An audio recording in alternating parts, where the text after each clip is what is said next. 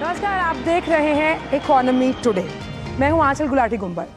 बढ़ती bond yield से टूट चुके हैं अमेरिकी बाजार। 330 अंक फिसलकर डाउ दिन के निचले स्तर के पास बंद हुआ।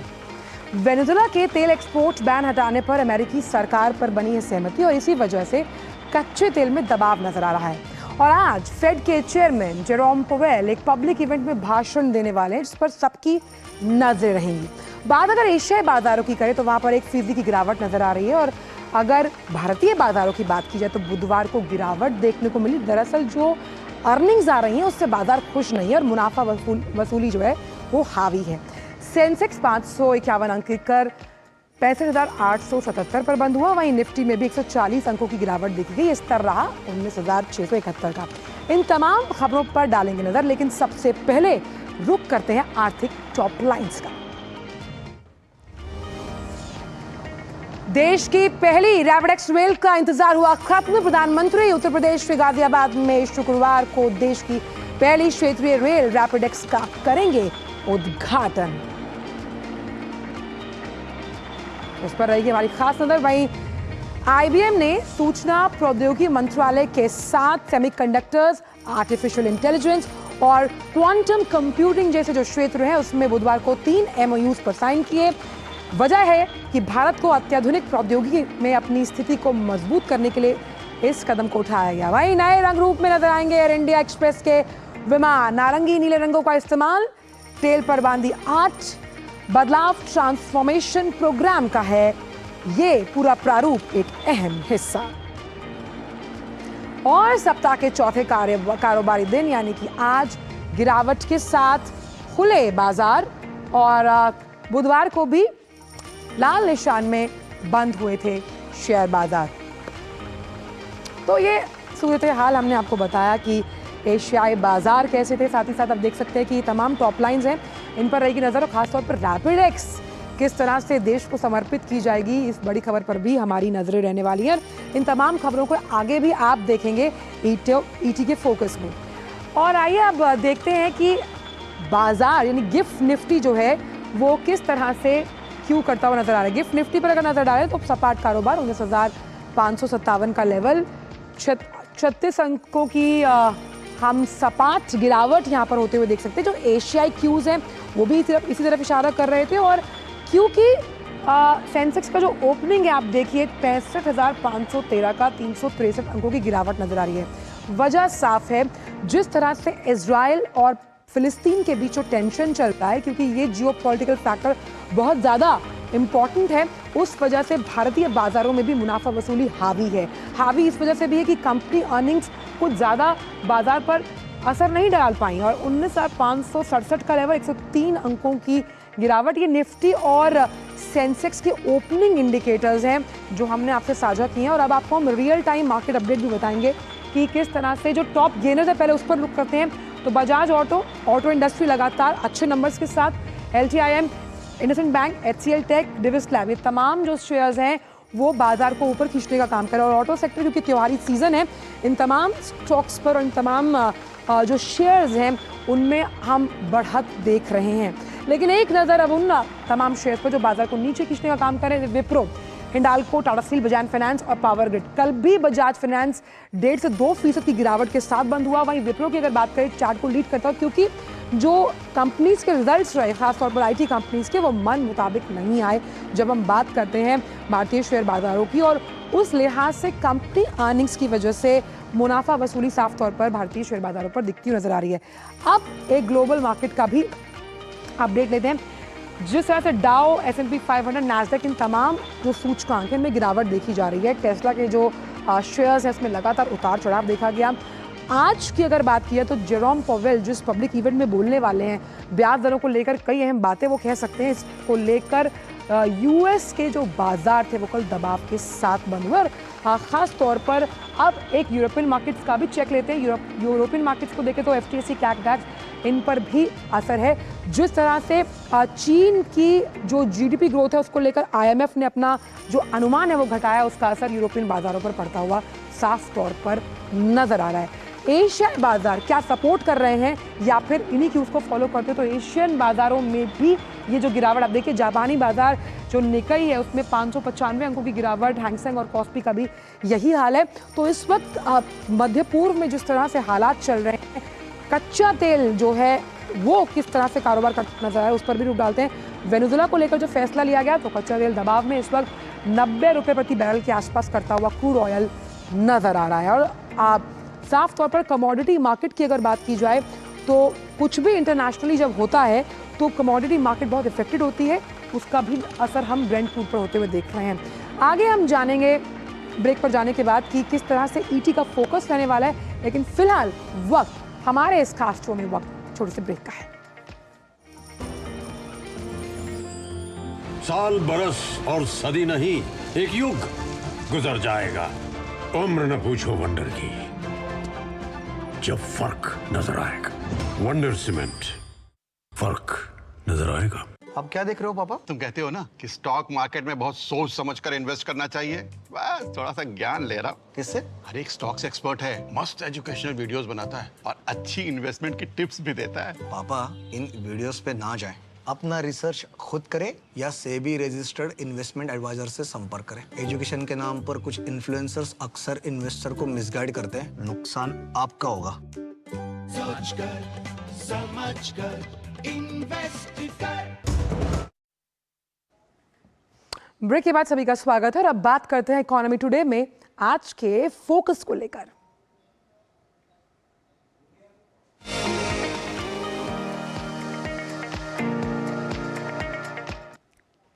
बात करते हैं रेटिंग एजेंसी क्रिसिल को लेकर, जिसने अपनी इंफ्रास्ट्रक्चर ईयर बुक 2023 में कई अहम महत्वपूर्ण बातें कही हैं। भारत वित्त वर्ष 2023-24 में 2029-30 के बीच जो बुनियादी ढांचा है उसमें करीब 143 लाख करोड़ रुपए खर्च करेगा।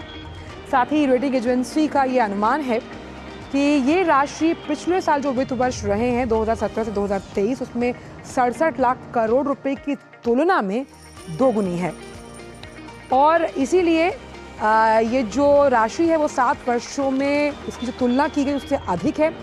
और समीक्षाधीन अवधि में कुल 36.6 लाख करोड़ रुपए का निवेश हरित परियोजनाओं में किया जाएगा, जो 2017 और 2023 के मुकाबले 5 गुना है। क्रिसिल लिमिटेड के प्रबंध निदेशक और मुख्य कार्यपालक अधिकारी अमीश मेहता का मानना है कि एजेंसी को उम्मीद है कि वित्त वर्ष 2030 से 31 तक भारत का जो जीडीपी है उसमें औसतन 6% की वृद्धि होगी और 2030-31 तक प्रति व्यक्ति आय जो है वो $4,500 हो जाएगी। क्रिसिल का ये मानना है। सड़क, राजमार्ग, नवीकरणीय और ऊर्जा, बंदरगाह जैसे क्षेत्र हैं वो जो 10 में से 7 से अधिक, इनका योगदान बहुत अहम रहेगा। तो अमेरिकी डॉलर $4,500 जो है वो प्रति व्यक्ति आय रहेगी। और सड़क, राजमार्ग, बिजली, नवीकरणीय ऊर्जा, बंदरगाह जो क्षेत्र, इसका कुल स्कोर 10 में से 7 से अधिक है। पिछले कुछ वर्षों में जो सुधार और वृद्धि की गति को दर्शाता है। यानी मोटा मोटी बात और लबोलबाब ये है कि इंफ्रास्ट्रक्चर को लेकर अहम फोकस है, क्योंकि कैपिटल एक्सपेंडिचर की जब हम बात करते हैं, बजट में जब कैपेक्स को भी अनाउंस किया गया था तो उसमें भी जो परसेंट है इंफ्रास्ट्रक्चर को लेकर बढ़ाया गया था ताकि आर्थिक प्रगति सुदृढ़ हो पाए। और इसी पर बात करने के लिए हमारे साथ बेहद खास मेहमान इस शो में जुड़े हुए हैं। हमारे साथ Jagan Narayan Padmanabhan ji, senior director and global head transport mobility logistics consulting, CRISIL market intelligence and analytics. आपका बहुत बहुत स्वागत है सर इस खास प्रोग्राम में और बहुत बहुत शुक्रिया अपना कीमती वक्त इस कार्यक्रम के लिए निकालने के लिए। सर, सवाल मेरा ये है कि जब हम इंफ्रास्ट्रक्चर की बात करते हैं उस लिहाज से और ये जो अवधि बढ़ाई गई है जिसको लेकर लगातार हम इस रिपोर्ट पर चर्चा कर रहे हैं, कितना बड़ा गेम चेंजर आप मानते हैं इंफ्रास्ट्रक्चर सेक्टर के लिए इसको? धन्यवाद मेरे को इस शो में शामिल करने के लिए। ये तो बहुत ही इम्पोर्टेंट है क्योंकि हमारा जो ये है कि हमारा जीडीपी 2 टाइम्स होने वाला है अगला 7 साल में, और अगर ये हो रहा है तो इसका बहुत एक इम्पोर्टेंट कंपोनेंट होगा इंफ्रास्ट्रक्चर का।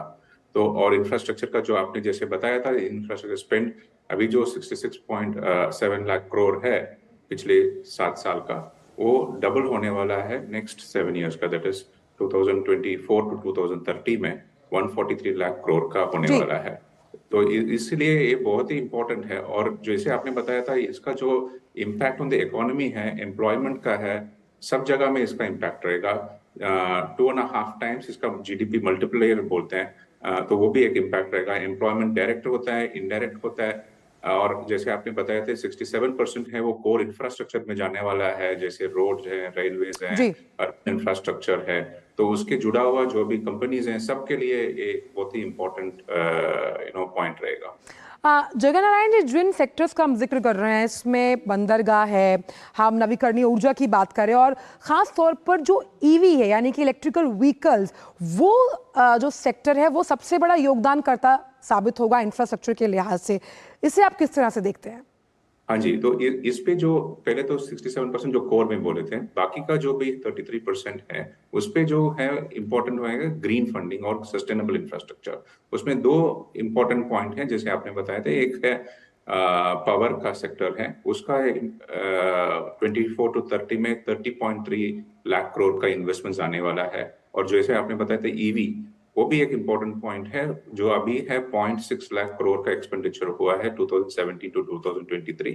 वो इनफैक्ट 10 टाइम्स होने वाला है टू कम टू 2024 to 2030 में 6.3 लाख करोड़ का एक्सपेंडिचर होने वाला है। और खास करके इसमें जो फर्दर इन्वेस्टमेंट्स होगा 60% उसमें हमको इंफ्रास्ट्रक्चर ऑफ दोज ईवी, मतलब बैटरी मैन्युफैक्चरिंग होगा, जी। चार्जिंग इंफ्रास्ट्रक्चर है, इसमें 3.7 लाख करोड़ का जाने का उम्मीद है।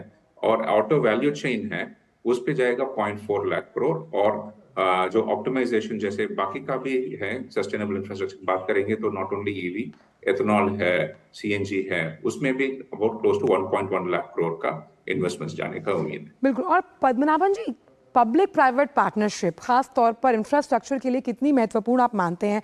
क्योंकि हम जानते हैं कि रेड कारपेट है अब रेड टेप की जगह, उस लिहाज से इस सेक्टर में असीम निवेश की संभावना है। अलग अलग राज्यों की हम बात करें, चाहे उत्तर प्रदेश हो, मध्य प्रदेश हो, जब हम ग्लोबल इन्वेस्टर समिट्स देखते हैं और इंफ्रास्ट्रक्चर के लिहाज से यहाँ पर देश निवेश करते हैं आकर। हाँ जी, देखिए ये पूरा जो इन्वेस्टमेंट्स है ना, तीन पार्ट्स में इसको डिवाइड कर सकते हैं। एक है स्टेट गवर्नमेंट है, एक है सेंट्रल गवर्नमेंट है, और तीसरा और मोस्ट इंपॉर्टेंट पॉइंट है प्राइवेट पार्टिसिपेशन। जैसे आपने बताया था, ये बहुत इंपॉर्टेंट है। और सेक्टर डिफरेंट रहा पहले, और उसका चेंजेस भी हम देख सकते हैं। जैसे अभी हम कोर इंफ्रास्ट्रक्चर में देखेंगे तो उसमें सेंट्रल गवर्नमेंट और स्टेट गवर्नमेंट का हाथ काफी ज्यादा है। More than 70% and above is very state government और central government. Private sector participation 20 से 25% है। अगर हम पावर सेक्टर में देखेंगे, वो चीज थोड़ा उल्टा है। Private sector participation 50% and thereabouts है। Participation by the state and the central government उस अबाउट 45 to 50% है। आगे जाके हमारा ये न्यू टेक्नोलॉजीज है, और एक्सपेंडिचर भी ज्यादा है। जैसे अभी reliance on coal is going to decrease, we want to promote more on renewable energy.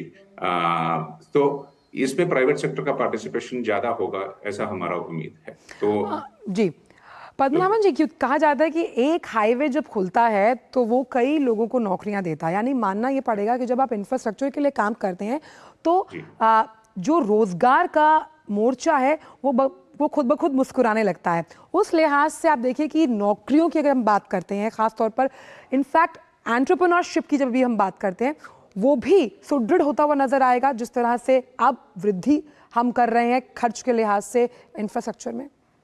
हाँ, इसमें दो तीन का हम देख सकते हैं। एक है नॉर्मल पार्ट ऑफ इट, जो 1 रुपया अगर एक बार कर रहे हैं तो उसका जो डायरेक्ट एम्प्लॉयमेंट है close to 2 times. Indirect employment जो डायरेक्ट एम्प्लॉयमेंट से निकलता है वो क्लोज टू 5 to 6 टाइम्स होता है। तो मतलब दोनों अगर हम जोड़ेंगे, close to 6 to 7 times employment generation का अपॉर्चुनिटी रहता है। Different sectors have different factors, तो but this is the overall part of it, that is one. Second, अभी हम ये सब बोल रहे हैं न्यू एज सेक्टर्स हैं, इसीलिए इस पे जो कैपेसिटी बिल्डिंग है, रिसर्च का जो फोकस रहेगा, ये सब बहुत ही इंपॉर्टेंट आ जाएगा। तो टेक्नोलॉजी ट्रांसफर एक है, जैसे अभी हाई स्पीड रेल ले लेते हैं तो टेक्नोलॉजी ट्रांसफर का काफी इंपॉर्टेंस आ जाता है। रिन्यूएबल एनर्जी में हम देखें, अभी टॉकिंग अबाउट ऑफशोर विंड देख रहे हैं, फ्लोटोवोल्टिक्स बात कर रहे हैं, बायो एनर्जी देख रहे हैं, ग्रीन हाइड्रोजन एक बहुत इंपॉर्टेंट है हमारा प्रेडिक्शन। आपने बहुत इंपॉर्टेंट पॉइंट उठाया है पद्मनाभन जी की टेक्नोलॉजी ट्रांसफर, और ये जो हम कह सकते हैं बात प्रधानमंत्री के दिल के बेहद करीब है। जब भी वो किसी देश जाते हैं तो टेक्नोलॉजी ट्रांसफर की बात करते हैं। तमाम मल्टीलैटरल फोरम्स पर हम भारत की साख बढ़ते हुए देख रहे हैं। जो वो हिचक थी टेक्नोलॉजी ट्रांसफर करने की, वो मिटती हुई नजर आ रही है। तो आप मानते हैं ये बहुत बड़ा फैक्टर साबित हो सकता है इंफ्रास्ट्रक्चर का रूप बदलने में आने वाले समय में? एब्सोल्युटली, क्योंकि इतना अगर इन्वेस्टमेंट होने वाला है तो बाहर का देश का लोग, उन लोग भी सोचेंगे हाँ इस कंट्री में हम हमारा टेक्नोलॉजी ट्रांसफर करेंगे तो आगे का भी हमारा बिजनेस पोटेंशियल दिखने को नजर आ रहा है। तो उन लोग भी थोड़ा काफी ओपन रहेंगे टू टेक्नोलॉजी ट्रांसफर करने के लिए, या इधर वो मैन्युफैक्चर करने के लिए। मेक इन इंडिया जो है उसके लिए भी तो they will be lot more open in those ideas. तो हमारा जो पोटेंशियल के हिसाब से जो ट्रेड रहता है ना, वो बैलेंस शिफ्ट होते हैं। तो नजरिया जैसे बाहर outside of India to look at India will be completely different going forward, considering the opportunity, जितना बड़ा अपॉर्चुनिटी है। हमने ये एविएशन में भी देखे हैं, हाई स्पीड रेल में देख रहे हैं, तो ये सब अभी और आगे बढ़ेगा। और यंग माइंड्स का कितना बड़ा रोल है। हम मानते हैं कि जो भारत है वो डेमोग्राफिक डिविडेंड पर चलता है, और ख़ास तौर पर जब डेमोग्राफी की बात करें तो उसमें यूथ का बहुत बड़ा रोल है। यंग माइंड्स किस तरह से आने वाले समय में इंफ्रास्ट्रक्चर के लिए बहुत बड़ा महाशक्ति और एक बल साबित हो सकते हैं, कार्यबल के लिहाज से भी। एब्सोल्युटली, क्योंकि इस पे क्या है ना, दो है, एक है स्किल लेबर, एक है अनस्किल्ड लेबर। जो स्किल लेबर के लिए भी काफी अपॉर्चुनिटीज होगा, एंटरप्रेन्योरशिप काफी बढ़ेगा। तो जो यंग पीपल हैं इंफ्रास्ट्रक्चर में टेक्नोलॉजी के हिसाब से, पहले क्या आईटीईएस उसमें काफी ध्यान जा रहा था, अभी इतना बड़ा अपॉर्चुनिटी आया है तो इसके लिए एंटरप्रेन्योर्स, जैसे अभी सैटेलाइट के थ्रू इतने सारे काम हो रहा है, तो so people will be much more inclined to come into infrastructure, use technology, और इसका acceptance also from by the companies बहुत है। तो ये उन लोग भी absorb करने के लिए भी रहेगा। और खास तौर पर आप देखेंगे जो भी है 75 years plus of India जो अभी बनाए हैं, हमारा इकोनॉमी अगर डबल होने वाला है in the next 7 years, तो इतना सारा हम we need everybody at every point in time। तो मतलब यूथ भी आना चाहिए, स्किल लेबर भी है, एक्सपीरियंस है, सबके लिए मौका आएगा। तो इसलिए बहुत ही इम्पोर्टेंट है। बिल्कुल। और साफ तौर पर जिस स्पेंडिंग की हम बात करें वो लोगों के चेहरे पे मुस्कुराहट तो लाएगी, क्योंकि जब देश आगे बढ़ता है तो वहाँ रहने वाले लोग खुद ब खुद बहुत उन्नति से परिपूर्ण महसूस करते हैं। बहुत बहुत शुक्रिया पद्मनाभन जी इस खास शो में अपना कीमती समय निकालने के लिए और अपने विचार इस मंच से साझा करने के। तो क्रिसल की रिपोर्ट पर था आज का ईटी फोकस, लेकिन अभी ऐसी बहुत सी खबरें हैं जो कि आर्थिक मोर्चे से जुड़ी हैं, जिन पर नजर डालना जरूरी है। लेकिन वक्त एक छोटे से ब्रेक का है, आप देखते रहिए इकोनॉमी टुडे। साल, बरस और सदी नहीं, एक युग गुजर जाएगा, उम्र न पूछो वंडर की, जब फर्क नजर आएगा। वंडर सीमेंट, फर्क नजर आएगा। तुम्हें पता है इन्वेस्टर्स के लिए एक इन्वेस्टर प्रोटेक्शन फंड होता है, IPF। लेकिन अगर तुम्हारा ट्रेड एक्सचेंज पर एग्जीक्यूट नहीं हुआ या फिर कोई गारंटीड रिटर्न्स वाली स्कीम है, तो ये IPF आपकी मदद नहीं कर सकता है। और अगर आपका ब्रोकर ही डिफॉल्टर बन जाए तो फिर IPF आपको कॉम्पेंसेशन दिला सकता है। कहाँ से सीखा? NSE की साइट पर। सोच कर, समझ कर, इन्वेस्ट कर। ब्रेक के बाद सभी का स्वागत है इकोनॉमी टुडे में, और अब बात करते हैं कैबिनेट के बड़े फैसलों को लेकर जो कि कल लिए गए, और इस पर भी हमारी नजर है। तो त्योहारों से पहले किसानों को बड़ी राहत, सरकार ने रबी फसलों की बढ़ाई MSP। गेहूं रबी की मुख्य फसल है, जिसे बुआई की अगर बात की जाए तो अक्टूबर में शुरू होती है और कटाई अप्रैल में। MSP किसानों के हितों की रक्षा के लिए सुनिश्चित की गई न्यूनतम दर है, और MSP में सबसे ज्यादा बढ़ोतरी मसूर के लिए 425 रुपये प्रति क्विंटल, और उसके बाद रैपसिड और सरसों के लिए 200 रुपये प्रति क्विंटल को मंजूरी दी गई। देखिए ये खास रिपोर्ट। किसानों के लिए त्योहारों के मौसम में अच्छी खबर आई है।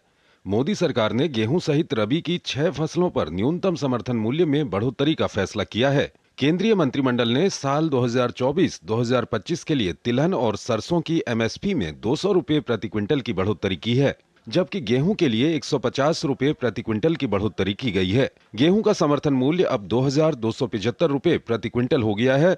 चने के लिए 105 रुपए प्रति क्विंटल बढ़ोतरी की गई है।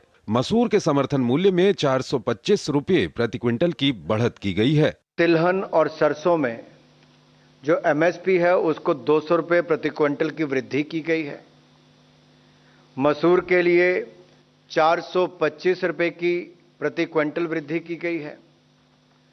गेहूं के लिए 150 रुपए प्रति क्विंटल की वृद्धि की गई है और बारले के लिए 115 रुपए प्रति क्विंटल वृद्धि की है। चने के लिए 105 रुपए प्रति क्विंटल वृद्धि की है और सेफ्लॉर के लिए भी 150 रुपए प्रति क्विंटल वृद्धि की है। कैबिनेट ने एक अन्य अहम फैसले में लद्दाख में सोलर पावर के ट्रांसमिशन लाइन को मंजूरी दी है। लद्दाख में 13 गीगावाट की रिन्यूएबल एनर्जी की क्षमता विकसित करने का प्लान बनाया गया है।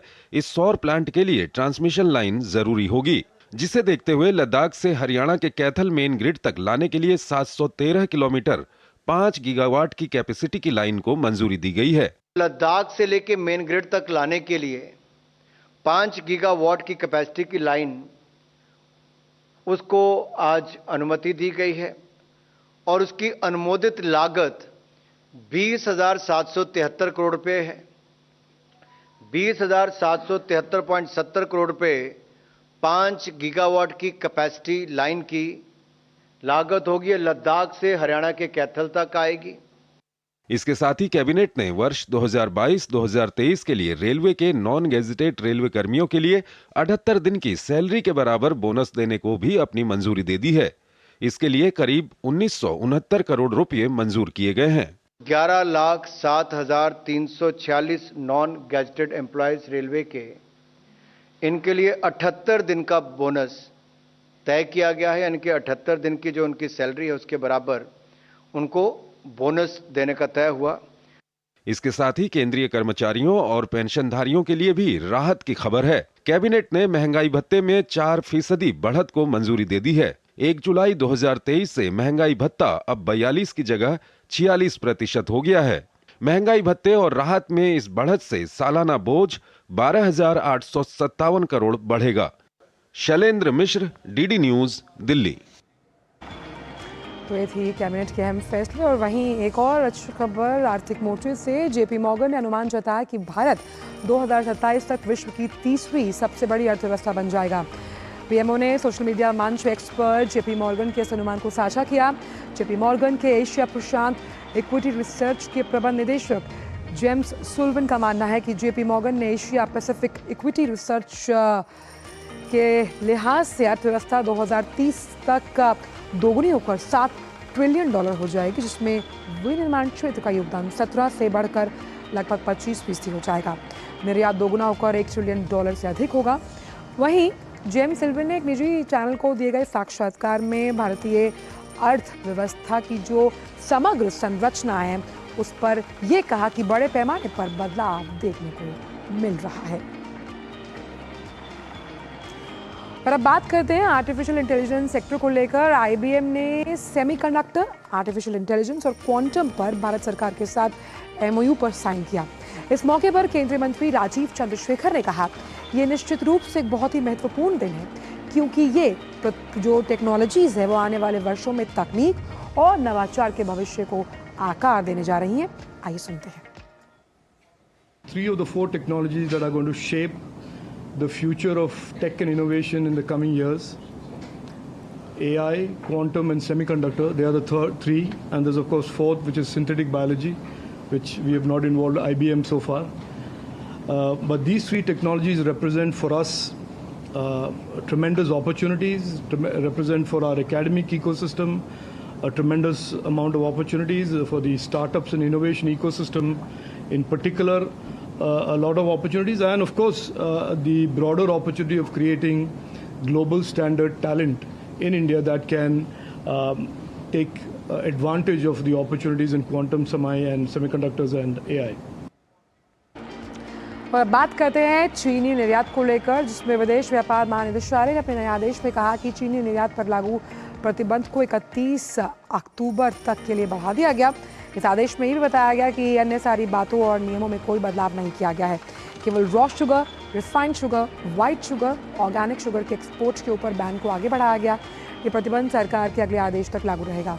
हालांकि नोटिस में भी कहा गया कि प्रतिबंध का ये विस्तार यूरोपियन यूनियन और अमेरिका को निर्यात किए जाने वाली चीनी पर लागू नहीं होगा।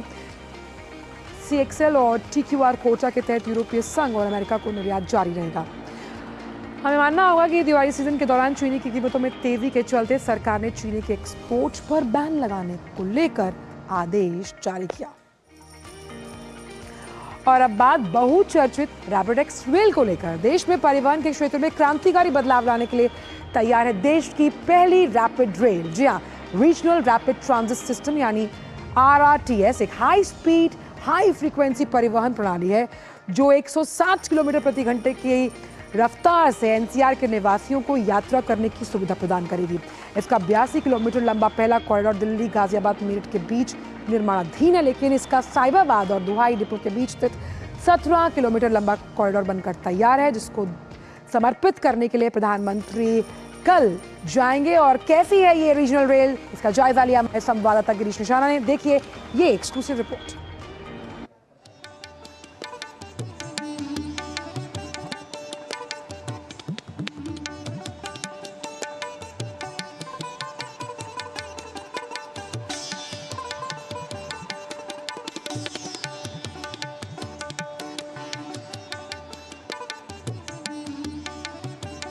हम इस समय मौजूद हैं देश की पहली रैपिड रीजनल ट्रेन के अंदर। किस तरह की बनाई गई है ये ट्रेन, आइए इसका जायजा लेते हैं। देश की पहली रैपिड रीजनल रेल तैयार है परिचालन के लिए। करीब 160 किलोमीटर प्रति घंटा की रफ्तार से ये ट्रैक पर दौड़ेगी। फिलहाल ये साहिबाबाद से लेकर दुहाई तक दौड़ने जा रही है, लेकिन आने वाले समय में ये दिल्ली से मेरठ के बीच में दौड़ेगी। रीजनल रैपिड ट्रांजिट सिस्टम एक हाई स्पीड हाई फ्रीक्वेंसी परिवहन प्रणाली है जो 160 किलोमीटर प्रति घंटा की परिचालन गति से NCR के निवासियों को क्षेत्र में बिना रुके यात्रा करने की सुविधा प्रदान करेगा। इसका 82 किलोमीटर लंबा पहला कॉरिडोर दिल्ली गाजियाबाद मेरठ के बीच निर्माणाधीन है। शुरुआत में ये हर 15 मिनट पर एक ट्रेन उपलब्ध रहेगी। हालांकि सिस्टम आवश्यकता के आधार पर आवृत्ति को बढ़ाया जा सकता है। प्रत्येक रैपिडेक्स ट्रेन में 6 डिब्बे हैं। इनमें लगभग 1700 यात्री एक साथ यात्रा कर सकते हैं। इसमें दोनों बैठकर और खड़े होकर यात्रा करने वाले यात्रियों की संख्या शामिल रहेगी। हर स्टैंडर्ड कोच में 72 सीटें और प्रीमियम कोच में 62 सीटें उपलब्ध रहेंगी। हर रैपिडेक्स ट्रेन में एक कोच महिलाओं के लिए आरक्षित है। ये प्रीमियम कोच के बाद दूसरा कोच होगा। ट्रेन के अन्य कोचों में भी महिलाओं के लिए सीटें आरक्षित हैं। साथ ही प्रत्येक कोच में विकलांग यात्रियों और वरिष्ठ नागरिकों के लिए भी सीटें आरक्षित रखी जाएंगी।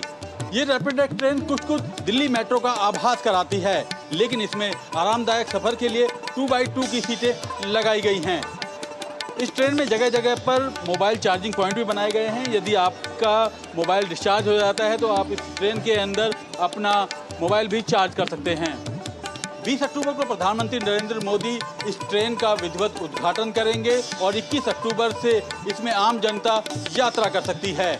कुल इनके अंदर 1700 यात्री एक साथ यात्रा कर सकेंगे। तो कहीं ना कहीं इस रूट पर सफर करने वाले यात्रियों के लिए जो यात्रा है बहुत ही सुगम हो जाएगी और बहुत ही कम समय में वे अपने गंतव्य स्थल पर पहुंच जाएंगे। कैमरामैन सुमित तिमान के साथ Girish Nishana, DD news, Ghaziabad. RapidX rail होगी देश को समर्पित कल और रेल क्षेत्र के लिए एक बड़ी क्रांति के रूप में। लेकिन आज के इकोनॉमी टुडे में बस इतना ही। आपसे कल मुलाकात होगी एक नई फोकस के साथ। मुझे और मेरी पूरी टीम को दीजिए इजाज़त। नमस्कार।